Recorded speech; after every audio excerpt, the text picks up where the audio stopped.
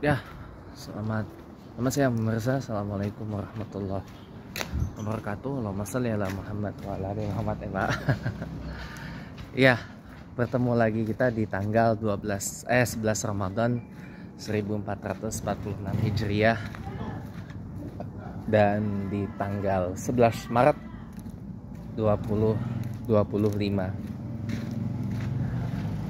Saya ini sebenarnya pengen nyampein sesuatu loh. Sejujurnya saya bersyukur ya, lahir itu punya kombinasi angka tuh pas ya. Saya lahir tuh tanggal 12 ya kan. 12 itu kan 6 tambah 6 sama dengan 12 ya kan. Atau bisa juga dengan 2 kali 6. Kan angka kelipatan 2. Bulannya April ya kan. Bulannya April tahun 1994 ya kan. Itu ada endingnya sendiri. Itu loh. 4 kurang 2 sama dengan 2.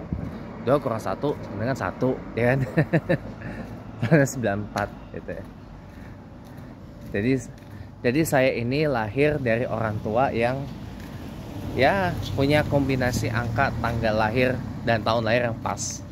Kalau mama saya baru kemarin ulang tahun ke 59 tanggal 3 Maret ya. 3366. 3 tambah 3 sama dengan 6 ya kan. Kalau papa saya 6 Maret 1966 baru kemarin haulnya.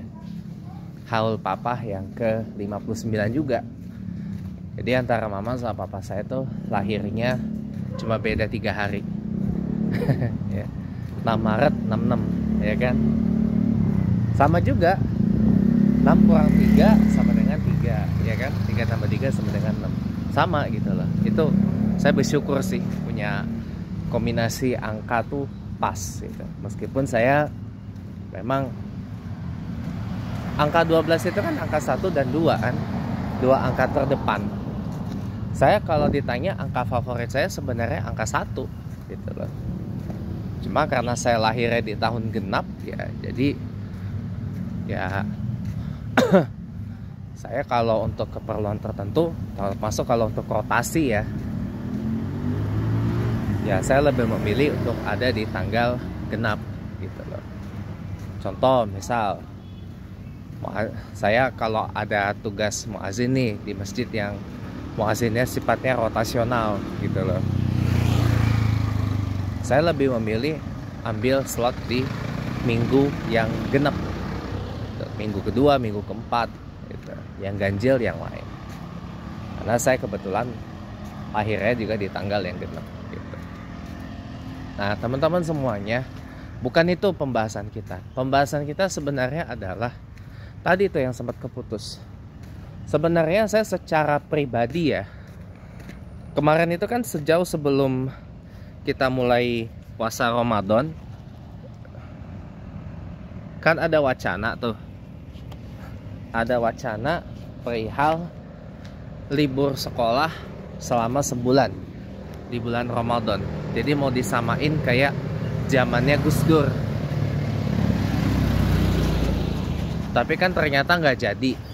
Malah anak-anak itu tetap bersekolah yang sedianya dari tanggal 6 sampai 25 Maret 2025. Karena libur sekolahnya dimajuin jadi tanggal 21 Maret 2025. Jadinya hanya sampai tanggal 20 Maret 2025. Nah ini kan sebenarnya gimana ya, adik saya kebetulan hari ini gak masuk. Dan saya ngerti kok komplainnya kenapa. Karena semenjak pasca era Jokowi dan pasca era Nadiem Makarim jadi Menteri Pendidikan ya, Menteri Pendidikan dan Kebudayaan ya, ini praktis sistem pendidikan ini amburadul semua gitu loh. Amburadul semua ya. Kenapa? Karena kadang-kadang gurunya nggak ada.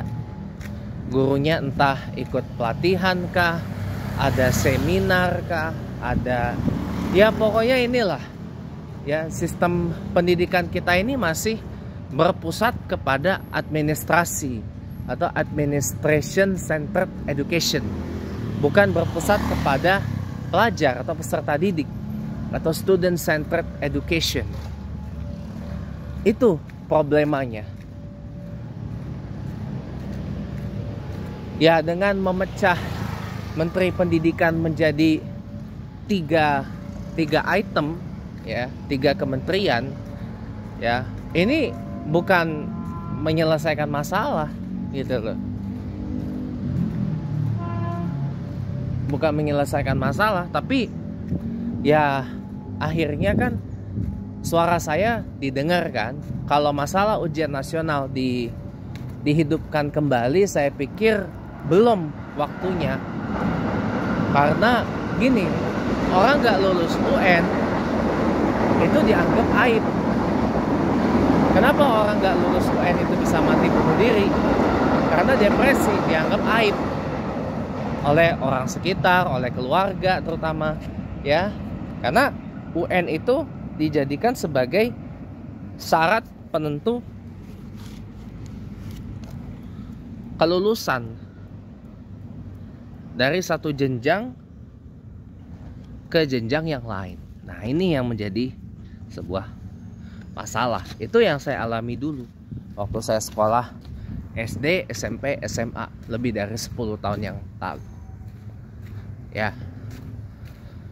Kalau sekarang UN dihidupkan kembali, tapi hanya sebagai tes kompetensi akademik yang sifatnya nggak wajib ya. Sifatnya tidak wajib. Ini menurut keterangan dari Menteri Pendidikan Dasar Menengah ya, Profesor Abdul Mukti ya. Jadi apa ya, alasannya membuat siswa tuh jadi tidak terlalu tertekan. Ya oke lah kalau untuk itu gitu loh. Tapi juga jangan nanti lama-lama flip, dibalik lagi jadi diwajibkan TKA bagi seluruh siswa gitu loh. Saya mau kasih sedikit ya wejangan ya. Saya mau kasih sedikit alarm ya. Kalau untuk pendidikan dan pembangunan manusia di negara Indonesia ini, jangan seperti halnya kita bereksperimen di laboratorium. Ya, pendidikan itu bukan seperti apa? Eksperimen laboratorium. Dan manusia ini bukan kelinci percobaan. Gitu loh.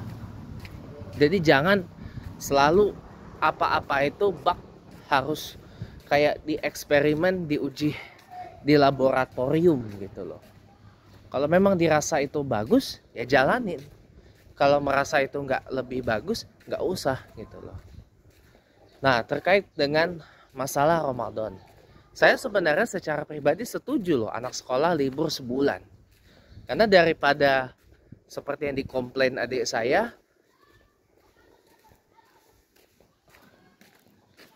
sekolah nggak ngapa-ngapain ya kan. Betul, adik saya tuh masih uprak, ujian praktek sebenarnya. Daripada sekolah nggak ngapa-ngapain ya kan, ya mendingan nggak masuk kan, mendingan memboloskan diri gitu loh. Mendingan memboloskan diri. Jadi ya udah wes ngono gitu loh. Jadi maaf ya, saya kalau andai saya jadi presiden negara Indonesia ini satu hari nanti, saya memang akan berlakukan pada saat bulan Ramadan semua sekolah libur, perkuliahan juga libur, kegiatan akademik itu semua stop, orang fokus ibadah. Ya, belajar ibadah nggak Pak? Ibadah, siapa yang bilang belajar tuh nggak ibadah? Tapi kan bisa difokuskan kepada kegiatan-kegiatan keagamaan. Contoh seperti pesantren kilat, ya kan? Ya, kalau nggak pesantren kilat, rutin bikin apa namanya, buka puasa bersama, atau bikin sahur bersama gitu kan, atau bikin pengajian akbar gitu kan, pengajian kubro, itu bisa ya, sebagai pengganti KBM selama bulan Ramadan. Anak-anaknya tetap libur. Nah, anak-anaknya tetap libur. Nah, tapi sekolah hanya mengadakan kegiatan keagamaan saja misalkan, atau benar-benar libur sepenuhnya.